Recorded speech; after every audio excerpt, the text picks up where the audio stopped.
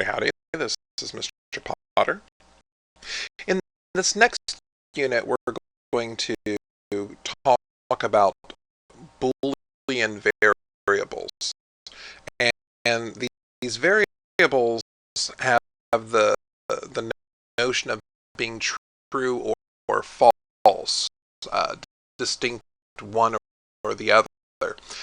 And the concept behind Boolean variables were invented by a mathematician, an English mathematician named George Boole in the 1840s and 1850s.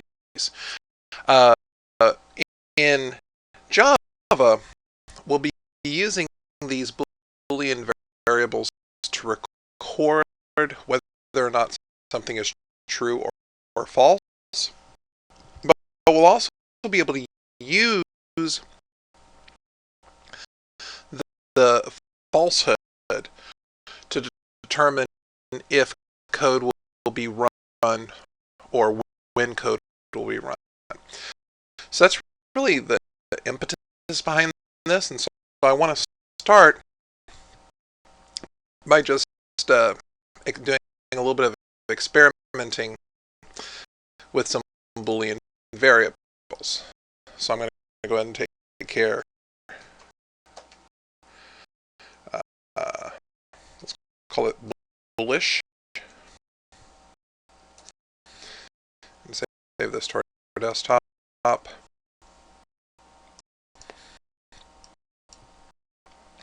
So just kind of create a little class here.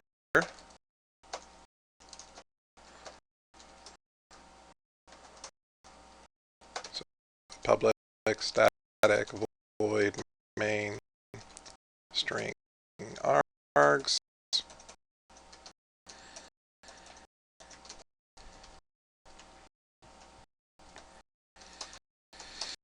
And so first thing I'm going to talk about is how we declare a variable. So just like we use int for integers, just like we use doubles for our decimal numbers, we're going to do Boolean to declare our variable. And so I'm going to call this variable quests. And what I can do is I can either assign quests a value of true, and notice how true turns blue. It's a reserved word, but it has a very special meaning. And I can system out print line that.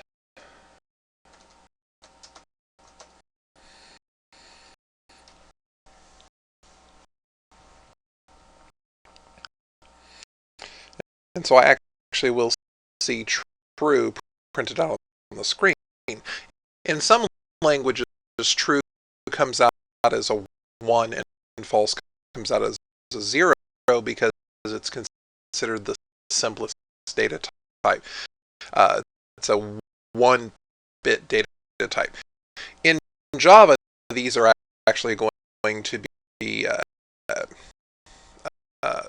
16-bit data types, but we're only going to be using them for their truth or false values.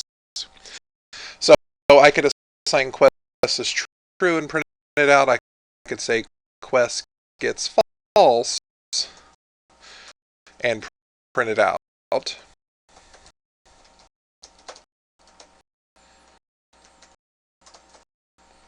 And so I should see true first, and then when I reassign it, it becomes false. But more interesting things is that I can actually assign truth values to them based on relationships. So I can use some relational operators here. So I could say Boolean B1 gets, and in here I'm going to evaluate 3 less than 4. And so because 3 is less than 4, my Boolean variable b1 gets the value of true. So if I system.out.print line b1 and run this, then I'm going to see that 3 less than 4 is true. And if I do another Boolean value, b2, which is equal to 3 greater than 4, then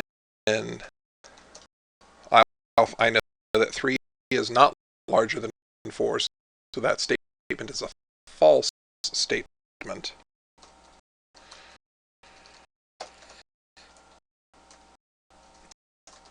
And so printing that out, I should see that my final system out print line statement is false.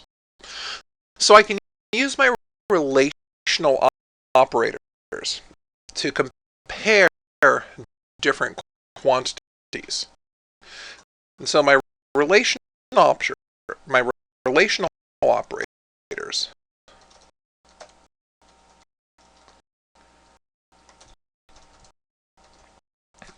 are, I can do less than,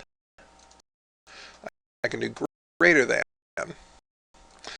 I can do less than or equal to. Of course, I can't do an underline or an underscore, so I have to actually have this be two symbols.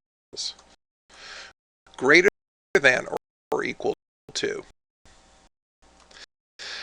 If I want to test for equality, I have to use this.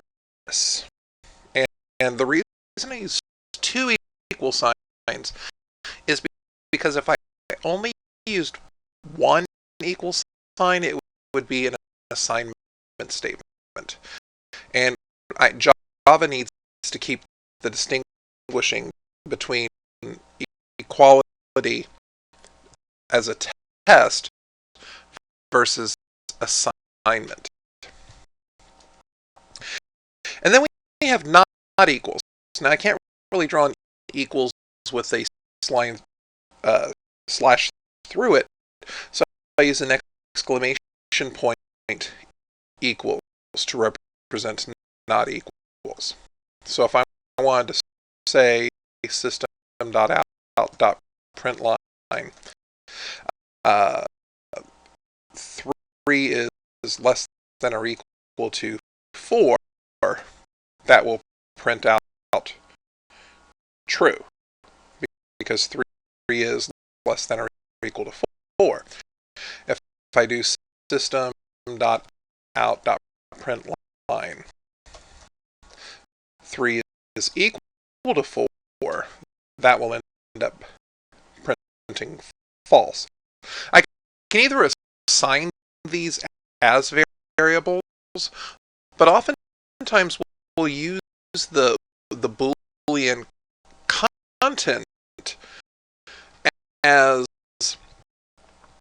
a way to kind of to judge things, and we'll see more about that in our next video. What I can further do, let me just do a line here, is I can deal with whether or not variables are true or false at the same time using logical operators. So I have logical operators as well. So my logical operators are the double ampersand, which is a logical and, which is only true if both Booleans are true. I can do logical or, which is only true if it's only false, I should say, false if both booleans are false. And I also have the exclamation point, which represents logical not, which means it has the opposite truth value.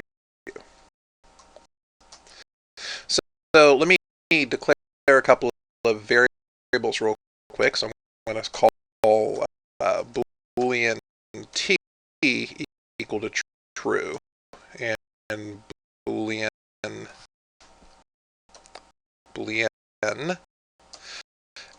f equal to false. Then what I can do is I can do system.out.println t and f, and because they're not both true, I'm going to end up with a false for the result. I can do system.out.println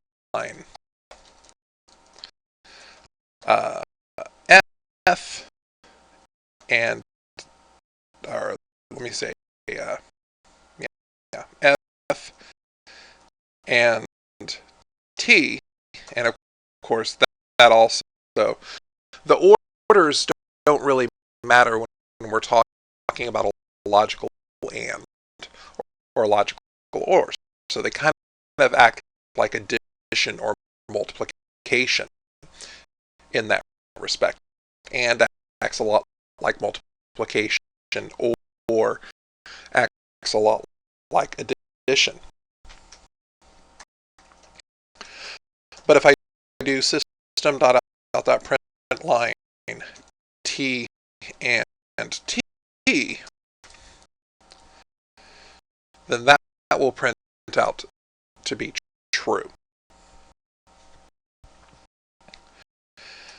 I can compare system.out.println not t, and of course, if something is not true, then it ends up being false. So I could do system.out.println not f, and if something is not false, then it ends up being true. Again, I'm only looking at the last line of our outputs each time. And then we have our logical or. So if I do t or f, that's only true, it's only false if both the statements are false, and since both statements are false, I get a true. I can do system.out.println t or t, and again only false if they're both false, so this ends up being true. If I try it one more time with false or false, then I'm going to end up with, if I could spell system together correctly, that would be wonderful. System. Then I'm going to end up with a statement that is false. Again, remember that my logical or is only false if both statements are false. So I've got these concepts, these Boolean constructs that are either true or false. But I also have relational operators. In other words, ways that I can relate different quantities. I can relate numbers, I can relate ints, I can relate doubles, I can even relate chars. So I could say system.out.println. I want to know if capital C is less than lowercase c. And what will happen, as soon as I put a semicolon there, what will happen is it compares the Unicode value. Remember that capital C would be 2 past capital A, which is 65. Lowercase c would be 2 past lowercase a, which is 97, gives us 99.